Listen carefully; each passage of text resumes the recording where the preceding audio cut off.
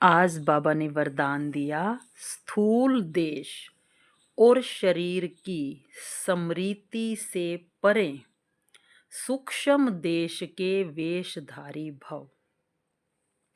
यानी कि सूक्ष्म देश कौन सा है? जो वाइब्रेशन से बना है, यानी कि परम धाम, और वहां के वेशधारी भव। तो वेशधारी कैसे बनेंगे? सबसे पहले जो अपने आप को आत्मा समझेगा कि मैं हूं ही सूक्ष्म देश का, तो आत्मा ही भिन्न भिन्न आकारों के वस्त्र पहन सकती है। कोई साकारी, कोई दूसरा साकार नहीं वस्त्र पहन सकता। निराकारी को ही फिट आएंगे साकारी और आकारी वस्त्र।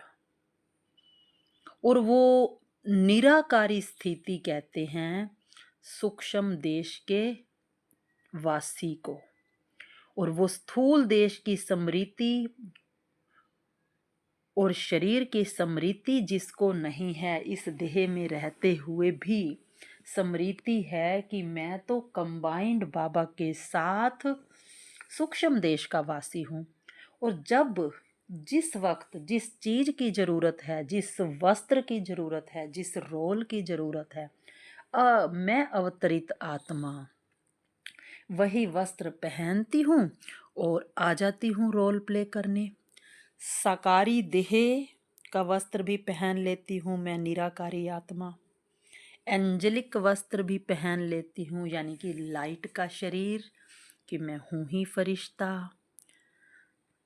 तो बाबा कहते सर्व स्वरूपों के सुखों का आनंद ऐसे ही ले पाएंगे। अगर मैं मधु करेक्टर बन करके कोई और वस्त्र पहनूंगी, मधु फरिश्ता बनना चाहे, मधु ब्राह्मण बनना चाहे, मधु देवता बनना चाहे, तो वो वाले वस्त्र धारण करे, तो ये पॉसिबल नहीं है। ये पॉसिबल नहीं हो सकता। सोल ही रोल के भिन्न भिन्न वस्त्र धारण करके प्रैक्टिकल में अव्यक्त मिलन के भी बाबा कहते अनुभव कर सकती है। क्योंकि अंदर में उसको स्मृति है कि मैं दूसरे देश की हूँ, कंबाइंड हूँ। वो अंदर ही अंदर अव्यक्त मिलन मना रही है, लेकिन बाहर से रोल ड्रामा अपने आप प्ले करवा रहा है। ओम शांति।